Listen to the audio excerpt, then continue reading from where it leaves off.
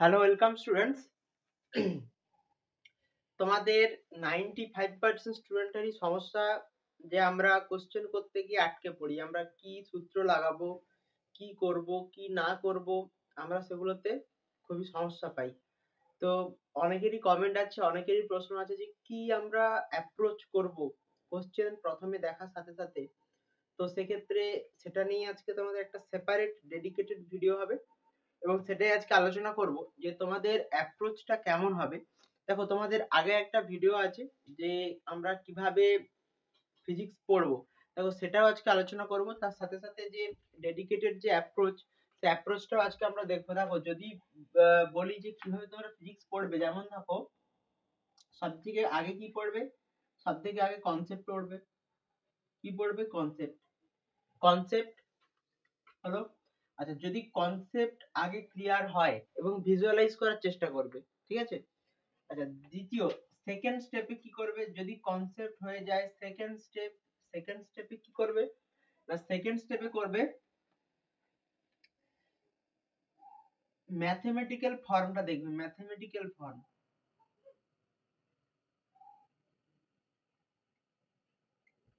সেই কনসেপ্টটার বা সেই লটার ম্যাথমেটিক্যাল ফর্মটা দেখবে। তারপর 3 নম্বর কি করবে, 3 নম্বর সেই topic wise single concept question করবে। হলো, দেখো এবার টপিক ওয়াইজ কোশ্চেন গুলো কি হয়, টপিক ওয়াইজ কোশ্চেন গুলো কিন্তু সহজ হয়। অ্যাকচুয়ালি যদি তোমরা বোর্ড লেভেলে দেখো, তো বোর্ড লেভেলে কিন্তু টপিক ওয়াইজ কোশ্চেনই আসে, খুব বেশি কঠিন কিছু আসে না। এরপর যদি তোমরা কোনো কম্পিটিটিভ এক্সামের যদি আন্ডারে দেখো, তাহলে কি করবে, টপিক ওয়াইজ সিঙ্গেল কোশ্চেন করবে। কটা করবে? মিনিমাম 8 থেকে 10টা, ম্যাক্সিমাম হতেই পারে আরো বেশি, তোমাদের ইচ্ছে মতো। এরপর কি করবে, এর পরের স্টেপ যদি তোমাদের মনে হয় যে তোমরা মাল্টি কনসেপ্ট কোশ্চেন করতে চাও, সেক্ষেত্রে কিতে আসবে, মাল্টি কনসেপ্ট কোশ্চেন। সেক্ষেত্রে কি করবে, মাল্টি কনসেপ্ট কোশ্চেন। তো দেখো, তাহলে তোমাদের যদি এই জিনিসগুলো কমপ্লিট হয়, দেখো প্রথমে কনসেপ্ট, আরেকটা জিনিস, কনসেপ্টের মধ্যে কিছু কিছু কিন্তু কন্ডিশন বলা থাকে। কনসেপ্টের মধ্যে কি বলা থাকে, কন্ডিশন। যেমন আমি তোমাদেরকে যদি বলি কুলম্বস ল, যেমন কি কুলম্বস ল, F সমান Q1 Q2 by R square, কে এখানে হবে। তাহলে দেখো এখানে একটা কি কন্ডিশন আছে কুলম্বস ল এর ক্ষেত্রে, কুলম্বস ল এর ক্ষেত্রে একটা কন্ডিশন যে Q1 আর Q2 কি হবে, Q1 আর Q2 কি হবে, পয়েন্ট চার্জ হবে, মানে কি হবে, বিন্দু আধান। তবে এই ক্ষেত্রেই কিন্তু কুলম্বস ল কাজে লাগবে। ধরো এমন কোনো আধান দিয়ে দিয়েছে যেটা হয়তো অনেক বড় আধান, যখন আমরা অ্যাকচুয়ালি ইলেকট্রিক ফিল্ড ইন্টেন্সিটি বলি, সেখানে কিন্তু কাজে লাগে। সেখানে কিন্তু ইলেকট্রিক ফিল্ড ইন্টেন্সিটির ক্ষেত্রে দেখা যায় যে অনেক অনেক বড় আধান, 1 কুলম আধান অনেক বড় আধান, 1 কুলম আধানটাই অনেক বড় আধান। তো সেক্ষেত্রে দেখো তোমাদেরকে কি এই কন্ডিশন গুলো মনে রাখতে হবে, যে সেইখানে কি কন্ডিশন বলা আছে, সেই সূত্রটা অ্যাপ্লাই করার কন্ডিশনটা কি, বোঝা গেল? বাস, এইটা হওয়ার পরে দেখবে তোমাদের যদি এভাবে তোমরা করো, তোমাদের কি হবে, কি তোমাদের সেলফ কনফিডেন্স বাড়বে এবং এর সাথে সাথে কিন্তু তোমরা সব রকম কোশ্চেন করতে পারবে। তো দেখো, যদি আমরা একটা কোশ্চেনের সাহায্যে তাহলে বোঝার চেষ্টা করি যে আমরা কিভাবে অ্যাপ্রোচটা করব। দেখো, ফিজিক্স আর ম্যাথমেটিক্স কি, তোমার অ্যাপ্রোচের উপর ডিপেন্ড করে। তুমি দেখো ম্যাথমেটিক্স এর ক্ষেত্রেও দেখো একটা অঙ্ক বিভিন্ন টাইপ দিয়ে করা যায়, তাই না? তো অ্যাকচুয়ালি কি, টাইপটা কিভাবে তৈরি হচ্ছে, টাইপটা এই কারণেই তৈরি হচ্ছে যে তোমার অ্যাপ্রোচ কি, তোমার ভাবনা কি, তোমার কনসেপচুয়াল ক্ল্যারিটি কি জিনিসটার প্রতি। যেমন দেখো, আমি তোমাদের যদি একটা কোশ্চেন দিই, যে বলি যে একটা 5 কেজি ভরের বস্তু,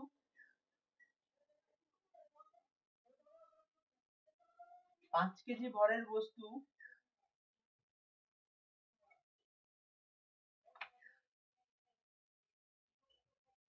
যার উপর স্থির বল কাজ করছে,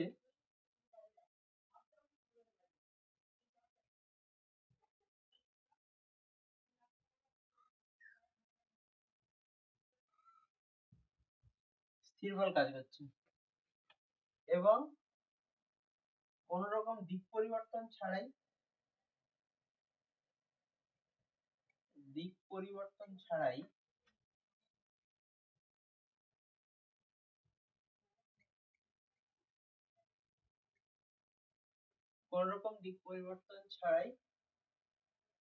গতিবেগ পরিবর্তন হচ্ছে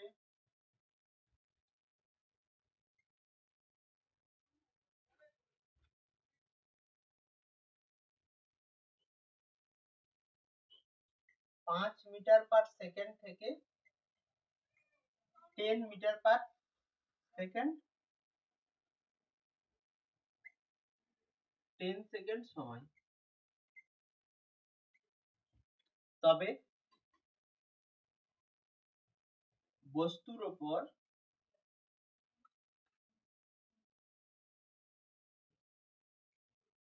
কত বল প্রয়োগ হচ্ছে?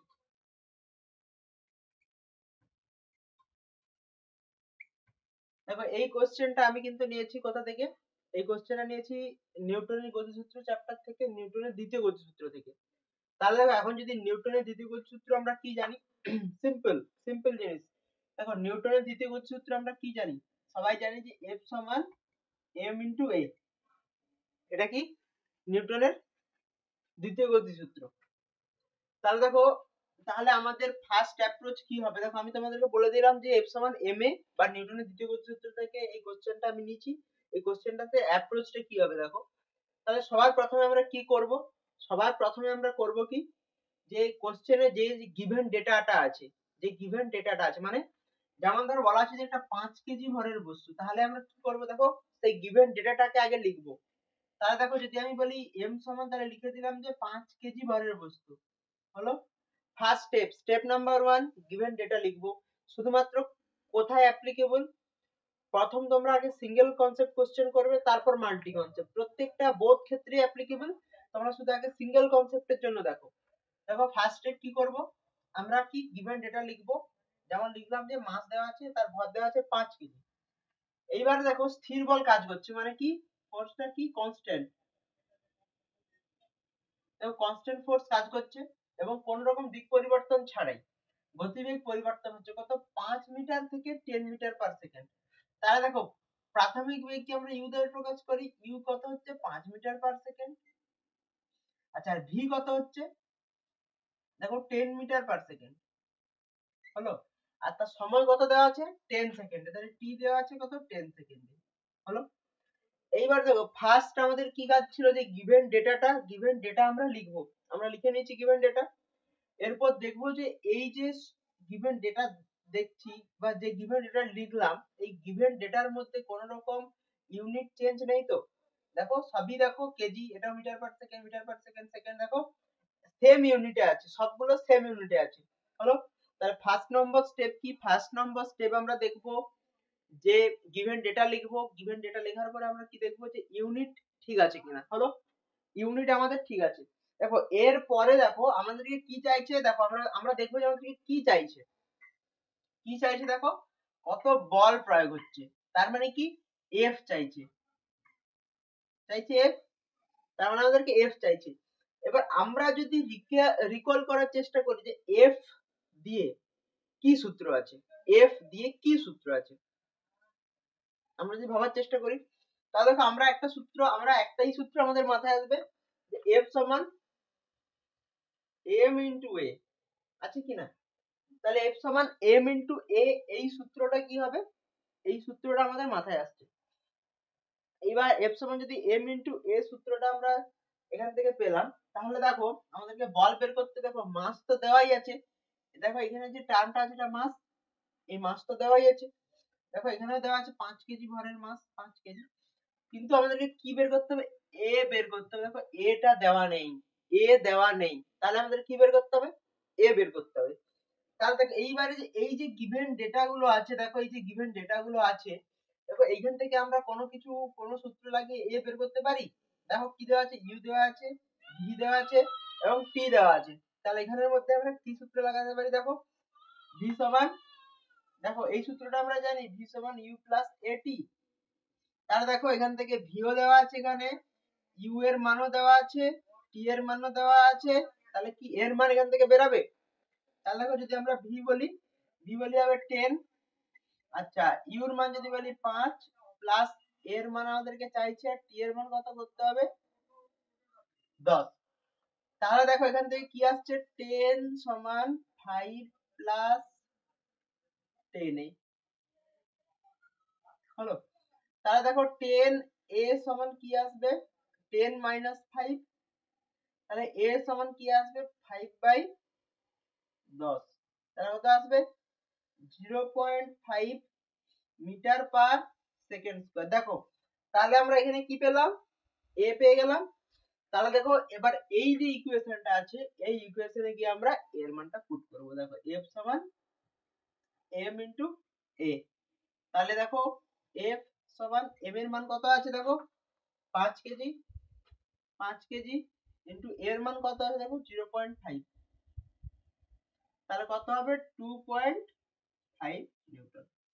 দেখো তাহলে তোমাদের বোঝা গেল ফার্স্ট স্টেপ কি করলাম। ফার্স্ট স্টেপ আমরা কি করব প্রত্যেকটা কোশ্চেন করার সময় দেখো তোমাদেরকে আগে থেকে কিন্তু তোমাদের কনসেপচুয়াল ক্ল্যারিটি তোমাদের থাকা দরকার, এটা না হলে হবে না। দেখো অনেকে বলে যে কনসেপচুয়াল ক্ল্যারিটি আছে, আমরা ঠিকঠাক ভাবে পড়েছি সবকিছুই পড়েছি তারপরেও আমাদের হচ্ছে না, যে সমস্যাটা হয় সেক্ষেত্রে আমরা কি করব, সেক্ষেত্রে আমরা এটাই করব সবার প্রথম যে প্রথমে যে গিভেন ডেটা আছে গিভেন ডেটাটা লিখলাম, গিভেন ডেটা লেখা হলো। গিভেন ডেটা লেখার পরে দেখো আমরা এখানে আমরা কি কি বলা হয়েছে দেখো বল কত প্রয়োগ করছে, দেখো এখানে কত বল চাইছে তাই না, বল থেকে যদি আমরা রিক্যাপ করি তাহলে আমরা একটাই সূত্র পাই F সমান m এর সূত্র, তাই না।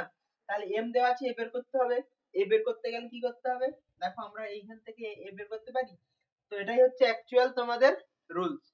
এবার এভাবে যদি তোমরা করতে থাকো দেখো এটা কিন্তু 90% ক্ষেত্রেই কিন্তু এটা অ্যাপ্লিকেবল হবে, কিছু কিছু মাল্টি কনসেপ্ট কোশ্চেনের ক্ষেত্রে কিন্তু অ্যাপ্লিকেবল হবে না। তো সেক্ষেত্রে তোমরা এইভাবে পুরোটাকে কাজে লাগাবে। আশা করি তোমাদের বোঝা গেছে যে কিভাবে তোমরা করবে। তো বুঝতে পারলে একটা কমেন্টে করে লিখবে যে হ্যাঁ আমরা বুঝতে পারছি, আর সবাই গিয়ে এই অ্যাপ্রোচ ফলো করবে। যদি দেখতে পাও যে হচ্ছে তোমাদের তাহলে আবার এসে একটা কমেন্ট করে